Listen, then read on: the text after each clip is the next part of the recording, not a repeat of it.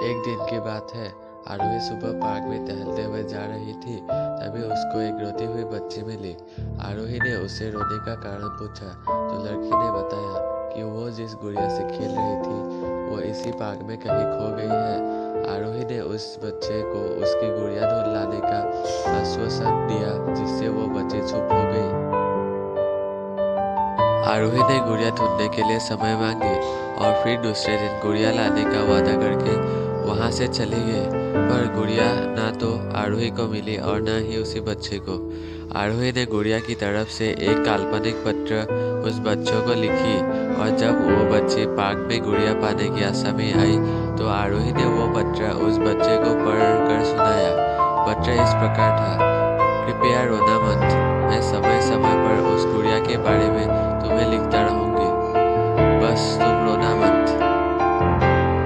अब आरोही रोज उस खोई हुई गुड़िया की तरफ से काल्पनिक पत्र लिखने लगी और लगभग रोज ही उस बच्ची को पढ़कर सुनाती, जो कि यात्रा का काल्पनिक वर्णन हुआ करता था।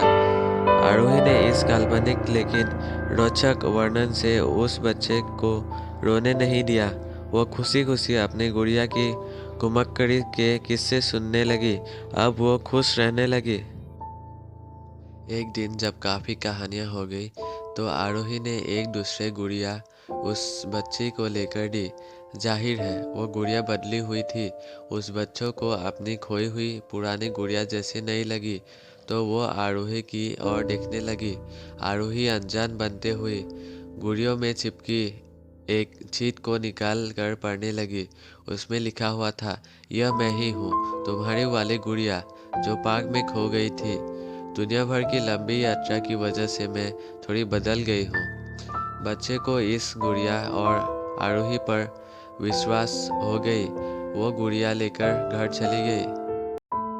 बरसों बाद जब वो बच्ची बड़ी हो गई तो एक दिन वो अपनी अलमारी में कुछ ढूंढ रही थी, तो उसका ध्यान उसी गुड़िया पर गया जो आरोही ने उसको दी थी। बचपन की बातें याद करके वो हंसने लगी। उसे सब समझ आ चुका था कि आरोही ने कैसे उसका मन रखा। उसे उस गुड़िया पर फिर प्यार आने लगा। वो उसे बड़े गौर से देखने लगी।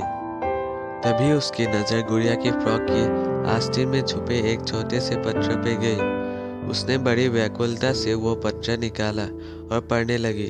पत्र में संक्षोभ में यह लिखा हुआ था, हर वो चीज़ जिससे तुम प्यार करती हो कभी न कभी तुमसे खो जाएगी, और जो तुम्हारे पास होगी वो तुम्हारे लिए सच्चे रूप में बनी होगी। रूप भले ही बेहतरीन होगा, पर प्यार एकदम खालिश होगा। आशा करता हूँ कि ये स्टोरी आप लोग को अच्छी लगी होगी। इस आलेख को पढ़ने के लिए धन्यवाद।